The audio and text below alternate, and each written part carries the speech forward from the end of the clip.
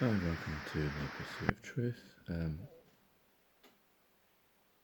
going to talk about COVID-19, obviously, as everyone else is. And I've made a few videos already. Now that it's turned into a pandemic, according to the World Health Organization. The thing that interests me is the way that the system copes with this.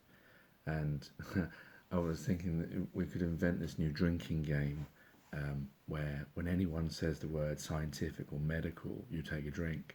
And I think within the space of half an hour, most people will be drunk. It's just how they just use that word as if it is a thing, a finite thing, which now where different countries are squabbling about what to do based on different scientific advice, it just shows you how it isn't finite. Science is ever fluctuating and differing between different human beings' minds and how they interpret data and suspected outcomes, because you've got different approaches that are happening around the world, and all of them will be claiming that this is based on the latest scientific and medical advice from our chief medical officer or chief scientific officer. It'd be interesting whether people think about that, because we know with science, one year they'd be saying one thing, and then even with medical, then another year they'd be saying the exact opposite. So I think that's the key point, is that science is used by politicians and the media and other people as if it is a fact. And then I was just going to make up a lie, say 9 times out of 10 it isn't. I don't know what ratio it isn't. There are scientific facts, but there's also a lot of science that is based. It would be disingenuous to say not fact, but not. How do I put it into? It is based on assumption, or it's based on perception. I don't know what it's based on, but how can you have different people? You'll have, if you invite 20 scientists into a room to debate some scientific thing, like maybe COVID-19, you might get 10 of them that say one thing, and then the other 10 that say the other, that will see a different approach or a different way of tackling it, that will use data to say, oh, we should do shutdown now, that will reduce the effect. Or some will say, don't shut down now, wait till it gets worse, because in Britain they're talking about they want herd immunity, where they actually want people to catch it because they believe that most people will be okay. It's a little bit unfortunate for the people that are going to have to catch it, that are going to die. But then their counter for that is that if they don't do that, then it's going to come back later anyway. Whereas other governments around the world, like the US, are doing mass shutdowns, or in Italy, where it's completely shut down. And that leads me to my other point that interests me about this pandemic, COVID-19, is, when people tell you about the suffering of people, people who around the world don't have the same kind of circumstances as the West does. They don't have access to things, they don't have 3 meals a day, they don't have electricity, they don't have clean water. You see these adverts all the time. I've seen them all through my life. No matter how much people give, these things still don't go away. And when people, especially children, will say, oh, why can't we just print more money, or why can't we just give them this, that and the other, and an adult will always have to say, well, it's not the way that the world works. Everyone has their own country, everyone has their own sovereignty, and all that kind of stuff. But what's this COVID-19 has shown, more than I think any other event that's ever happened, including wars, which is usually when this also happens, is how countries have come together, and how the system large parts of it has been able to just shut down. All sporting events, or most sporting events, have been shut down. Travel, all these sorts of things, it shows you, that everything that we do is within our power as human beings.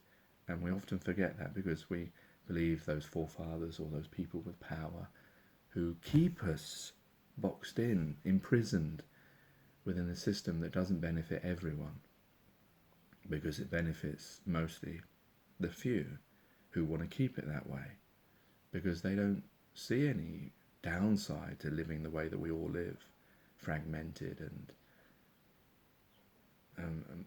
the mass production of unnecessary things, and the way that we peddle lies as truth, the way we distort things using statistics and words, spellcasting, as some people would say. But this COVID-19, that just shows it how, we can suddenly get money for whatever you need. You need a new vaccine. Here's £50 billion. Everyone, because they're in this country, and especially America, they wanted people to self-isolate. So for self-isolation, the problem is what do you do with people who are going to work? Because obviously some companies will pay statutory sick pay in the UK, and obviously if you're self-employed, you're not enabled to that. So what's the UK government done? Now it's said that anyone who's self-isolating, whether they have COVID-19 or not, and they just suspect they do, can claim statutory sick pay, which is only £94 a week. So it's still not going to fill in the gap for people who would earn more than that a week. But still, it shows that the ability to give people money so that everyone else doesn't get sick. How is that power possible? Well, of course, it was always possible, because it's just about men and women making decisions. And in America, I believe that they're going to pay, what was it they're going to pay? Work, I don't know exactly. Actually, I'm not really sure, so never not continue with that. But I'm sure that they're going to go down the same line as well, because they need people to self-isolate to stop the spread. So they're going to have to address that problem. And also with the medical aid, with people in America not being able to afford even to go and do the test, or the ramifications of such. But it just goes to show you that when there's a reason for it, suddenly everything can be possible. Nothing's off the table. When we tell our children, no, this is the way the world is, you just have to accept it, you have to assimilate to it. Whereas here we see with COVID-19, no, that's not the case.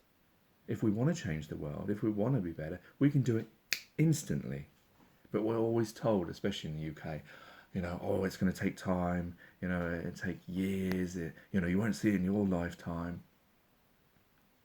Like it was interesting with how the West attacks China over a lot of things, but if you look at China's response to this COVID-19, they built a hospital, a brand new hospital, in 2 weeks. It might have been over 2 weeks, I'm not sure exactly what the time scale was. It would be nice to see that footage of that hospital being built, because they needed a special place for all these new cases. I mean, I don't know about the rest of the West, but if that was to happen in the United Kingdom, how long would it take? It would probably take 10 years to build a new hospital.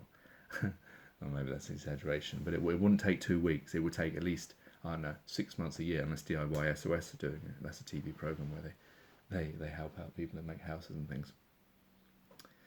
But it would take a lot longer than that. It would take years. And then there would be, it's going to cost £10 billion, and by the end of it, it'd cost £20 billion, and then it'd be delayed.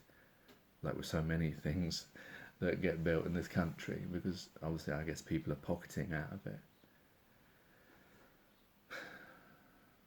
But yeah, it just shows you that instantly, if these people with power decide something, it can be done. It just needs that reason to do it. So why can't we use this as a lesson, this COVID-19, for those who survive it? That we can make better for everyone. Why should there be suffering when we own the keys to the kingdom, as it were. Why can't we have everyone happy, everyone have the same amount of everything when we are the ones that give it? So of course it's not impossible. It's just we have to think about, it's the same reason that these changes had COVID-19, because people are worried about their lives. That's why they're doing it. They're worried about the system, because if everyone dies, there's no system to protect. So that's why they can make these instant changes. But we need to lose that selfishness, that greed, and we need to look at everyone through our own eyes, through our own loved ones' eyes, and that if something happened to someone we cared about or ourselves, we would do anything. So we should do that for even a stranger, for someone in another country, far, far away. We're all brothers and sisters. We're all human beings. We're all exactly the same. We all feel and hurt the same. And we all should live the same. And there's no real reason for it not to be that way. And yeah, that's just what's interesting about this COVID-19 is how, and there's going to be lots more changes that are going to happen as it progresses. And you're going to see the power that the system really does wield, and how we could make that if we really wanted. Take care, take it easy, God bless, and peace.